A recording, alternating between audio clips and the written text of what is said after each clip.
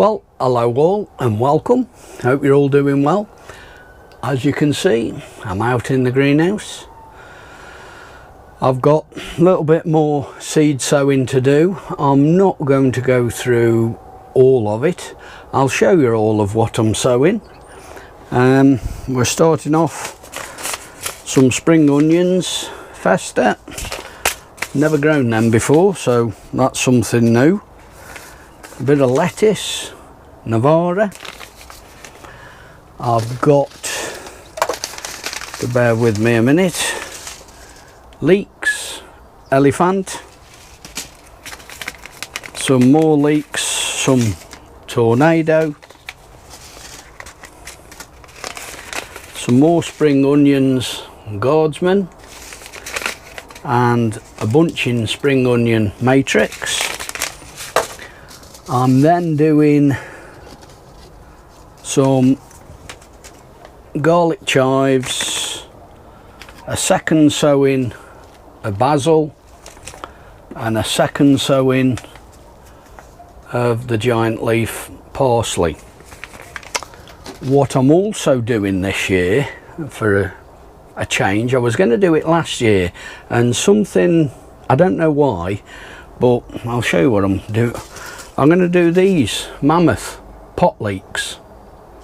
Now, as I say, I was going to do them last year, and something said to me, and I don't know why, I suppose it's because of them being what they call pot leeks, but something was saying to me, I'll have to grow them in the greenhouse. And I'm thinking, well, I haven't really got the room. But once I've looked into it a bit more, I can now see that pot leeks can be grown out on the allotment, no problem, just like any of the other leeks. So this year I'm going to do a little bit extra with regards to doing those pot leeks. Doing a mixture. I'm doing leeks in big tubs, big pots. I'm going to do the pot leeks in there because I'm only going to do a few, and then I'm using these big pots for the other leeks. I'm using seed trays, using that for one lot of the spring onions, and then I'm using, he says, can't find them now, I'll have to show you this one that I've put the compost in, but I'm using one of these then for the other leek, spring onions. So I think the best thing to do is crack on and get some seed sown. Right, I'm going to start with leeks. I've put the labels in, so we'll do these pot leeks to start with. What I'm going to do with these is I'm not going to sow a large number. I'm going to sow them relatively thinly,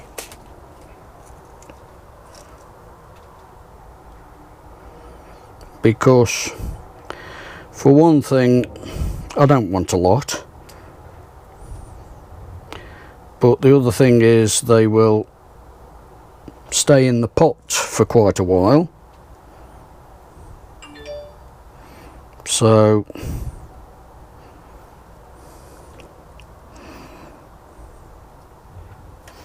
I think that will do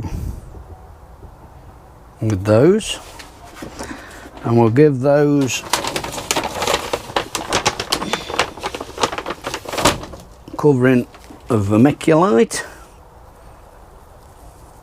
These will all get watered once they go in the house. Just firm that down to make sure everything's contacting, and we'll save those.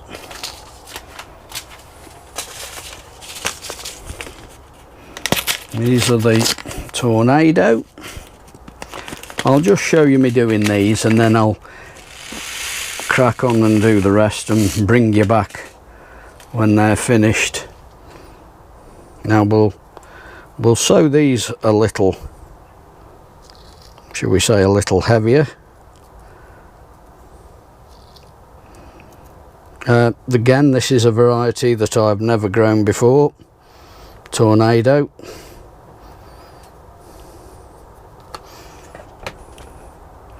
Make sure contacting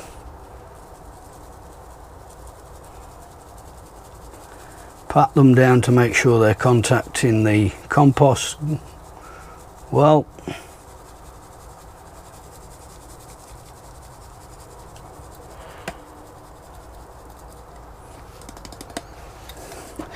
Get some more vermiculite.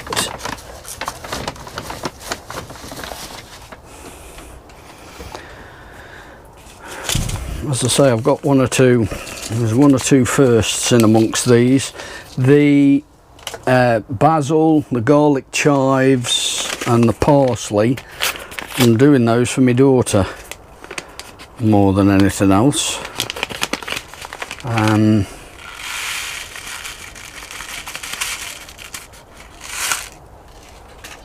We would use some of the basil, some of the parsley. I may actually use some of the basil myself in with me tomatoes. I generally grow marigolds in with them. And here we go. Again, firming down, making sure seed is contacting the compost well. As I say, I normally grow marigolds, French marigolds, with me tomatoes to help keep any green fly and such like away. But I might use some basil. I believe that's quite good to use. There we go. Right, that's those done. I'm going to get on and do everything else, and I'll bring you back once they're finished. Right, there we are, all sown. The leeks, the elephant, tornado, the mammoth, pot leek, the lettuce, the garlic chives, parsley, basil, 2 lots of spring onions, guardsman and fest, and then the matrix spring onion there. Now all these will be going in the house. These are going to go onto heat mats. Well, the spring onions, lettuce, garlic mainly, onto heat mats. These will go in some propagators. I've yet to water everything. I mean, the compost is fairly damp, so they won't want much of a watering. And as I say, they'll all go onto heat mats in propagators. I've got a propagator top for this, and that'll go in with these into a propagator. And once they start and make a headway, they'll then move out into the other greenhouse. So that's the first lot of salad and leeks sown for this year. Little something to show you. Last year I did some begonias, and they were trailing. I had them in a hanging basket out the front, and a very nice show of flowers, really nice they were. But I didn't know, I knew that you could overwinter them, save them, but I didn't know how. And Nigel, Muddy Boots, good on you, thank you. He came to my rescue. He informed me exactly what to do, how to overwinter them.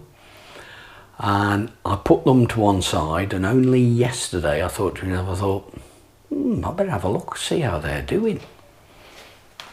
And here they are. And look, they're sprouting. So I'm going to have to get them sorted very soon. They're just starting to sprout. They've been put away somewhere cool and dark. These were kept, and as you can see, they now need to be put into a pot or tray. I shall probably put them into some compost in a tray, a little bit of sand added. But I just thought I'd show you these, and so that's another little job I've got to do. Right, out in the other greenhouse, I've got a job on. It's a job I was going to do on my previous video, but looking into it, I think it's going to take a bit of doing. So I thought I'll put it in on this video instead. Like everybody else, I use my greenhouses to grow tomatoes, cucumbers, peppers, and normally when I do my tomatoes, and I normally do them in these builder's buckets, got holes drilled in the bottom. These I think are something like 13, I think they're like 13 litre buckets, and I generally I can get 10 down either side. And I've got to be honest, I've always been happy with everything that I've grown in them. Last year, what I'm going to do now, I thought about doing last year. Well, to be honest, I thought about doing it a couple of years ago, to be perfectly blunt, but never did anything about it. And this year I've decided, right, let's bite the bullet, because I'm very much a case of, if it's not broken, it doesn't need fixing. So the fact that I was quite happy with using those buckets, I've kept thinking to myself, well, it works, I know what I'm doing, so I'm not going to change anything, so no real need. But what I am going to do is, down this side here, I've decided I'm going to dig this over and I'm going to grow cucumbers and tomatoes this year in the ground. This side I shall still do them in the buckets. Now there's a couple of reasons for this. I want to kill curiosity as much as anything, and just see how good it gets, or how bad it is, who knows. I've got to put some goodness into this, because this greenhouse has been up on here quite a few years, so there's probably going to be no goodness in here. But part of what I'm looking at is, when I use these buckets, that is, say, what, let's say it's a good 12 inches tall. Your first truss of tomatoes is going to come at, say, I've never really measured it, but let's say it's going to come at 10 inches. So before we know where we are, I'm nearly 2 foot off the ground before I've got my first truss of tomato. With these in position, especially at the back, down there, maybe I might get 3 trusses before the plant is touching the greenhouse and I need to pinch the top out. Not so bad when it's at the front here, could go that little bit further. So what I'm thinking is growing them in the ground. Where the rim of this bucket is, I'm going to hopefully get my first truss. So the plants that will be grown at the back, nearest the side of the greenhouse, they will hopefully produce me 4 trusses before I pinch them out, and the ones at the front here I get maybe 5 before I pinch them out. We don't know. Cucumbers, because of where I grow them, they go wild anyway. So I've got to get and prepare this bit of ground. There is some weed suppressant fabric down, which I have got to get and dig out. So what I'm going to do is start and clear some of this, get it dug over and get some goodness into it. But I'll show you that as I do it. So first things first, I need to find out where this weed suppressant fabric is and get that out before we do anything else. Well, I've started something now that, hey, right job. I've got it all dug over. I'll take you off the tripod and show you in a minute. I have got it dug over. I've cleared the weed suppressant fabric. There's several bits that I've got out of there, and I've dug it over, but I've come across one or two surprises. When we moved into this house many moons ago, all this area here, this is down the very bottom of my garden. My allotment is sort of about 10 foot the other side of this end of the greenhouse. When we moved into here, this was all gravel with, you know, the fir trees of so big and so big, you know, the slender thin ones and the bushy, and they were dotted around here. And one or two had died, so they came out, and I cleared others so that I could put these greenhouses up. And it was a fairly straightforward job, to be perfectly honest, as daft as that may sound. I just cut them off and managed to get the roots out, but I didn't know what lay beneath. And digging out here, I've come up with bits of brick end, but I've also come out with bits of slab. I mean, I've got two pieces like that. So yes, it's been eventful, interesting. I'll just take you off the tripod and I'll just show you what it looks like a bit closer to. Apologies for the shaky camera, but there we have it. It's all dug over. I've got to add some goodness to this. I'm going to fork it over again, just to help try and break it up a little bit. There's one or two worms in amongst it, so that to me is a good sign. But I'll just give this a quick forking over again, and then I'll show you what I'm adding to it to help put a bit of goodness in. Well, there we go. That's what I'm adding. This Westlands farmyard manure. I've got 2 bags of these, and I'm going to just empty it straight into this, fork it over. I shall probably add some fish blood and bone and some pelletised chicken muck to try and put some goodness in. But this doesn't look too bad, actually. It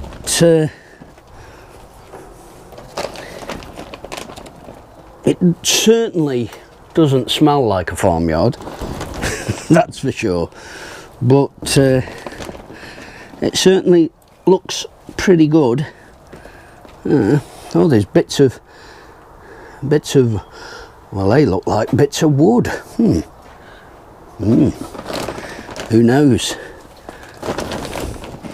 But yes, I'm going to just empty some of this out into here.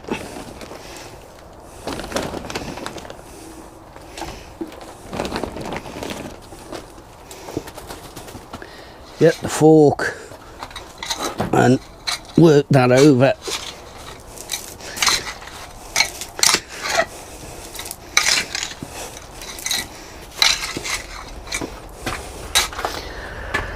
And I'll keep working my way through, keep adding all of this.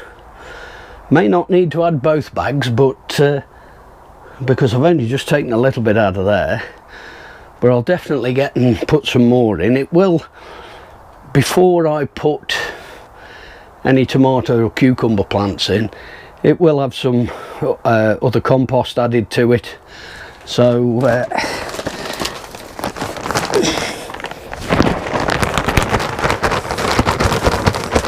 So we'll see how we go. It looks to me as though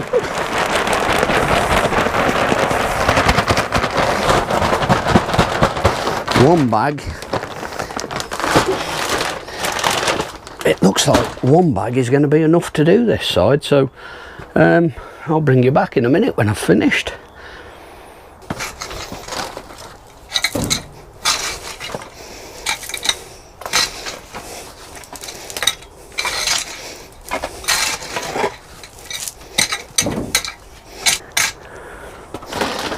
Right, I said it didn't. This is the second bag, by the way.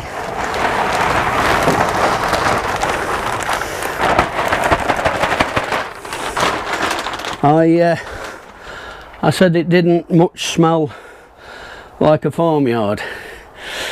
Certainly does now. Now I've emptied the bags. It's certainly got that certain aromatic aroma.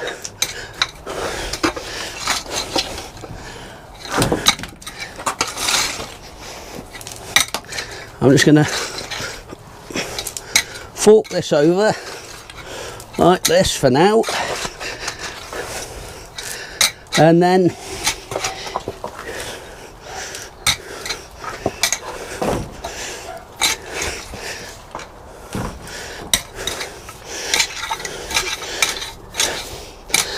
I shall fork this over, and then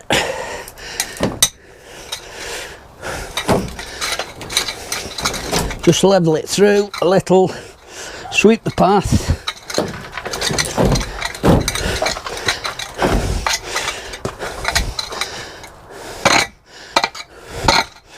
and I shall get and add